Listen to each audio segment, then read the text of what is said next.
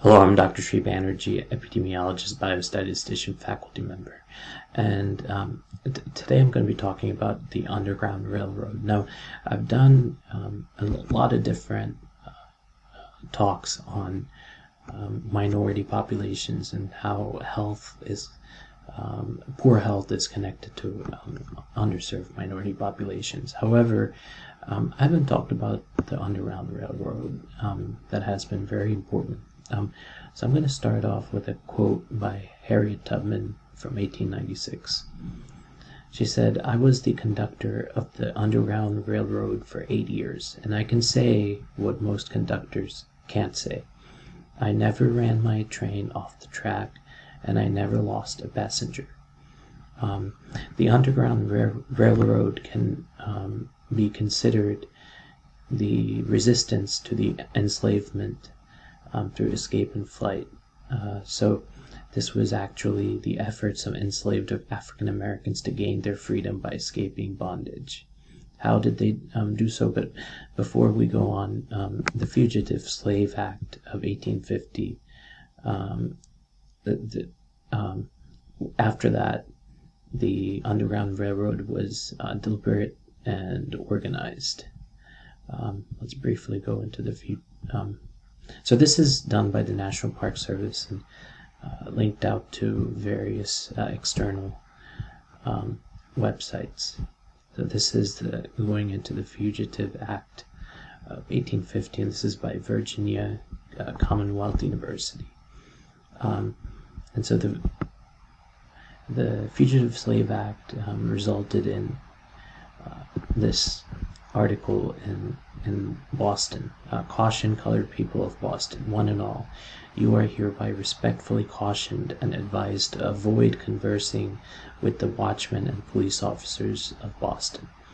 Since the recent order of the mayor and aldermen, they are empowered to act as kidnappers and slave catchers, and they have already been actually employed in kidnapping, catching, and keeping slaves." So this was a warning out to the recently freed slaves that were fugitives running from slavery, actually. Here's a further reading from the Avalon Project coming out of Yale University School of Law. So going back to the National Park Service here,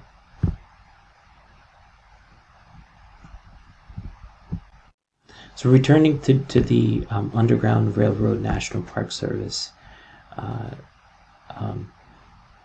pictures, here's some pictures on African Americans in the cotton field, in the swamp, and free. So this is the Underground Railroad where African Americans used to hide in various areas.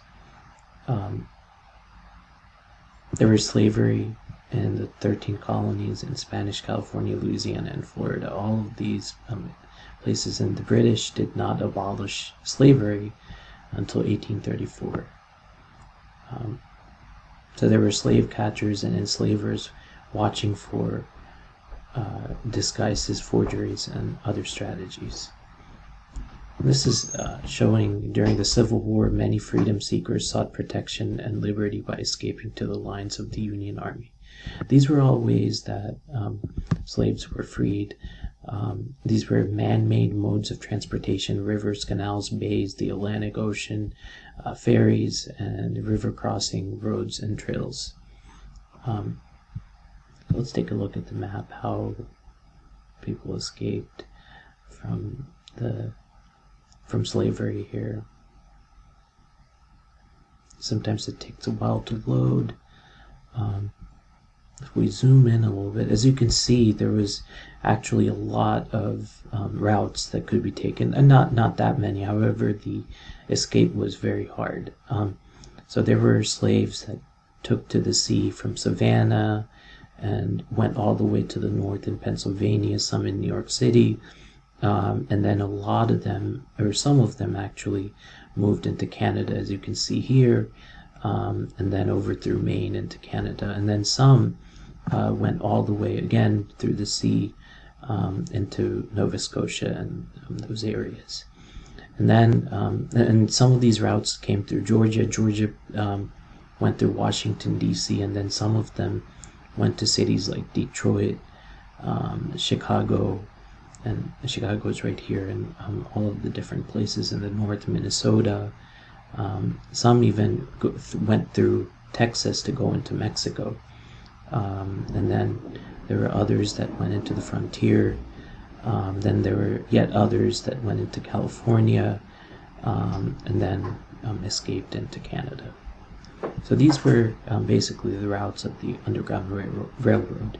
I hope this has provided you with some insight about the Underground Railroad. Thank you for listening.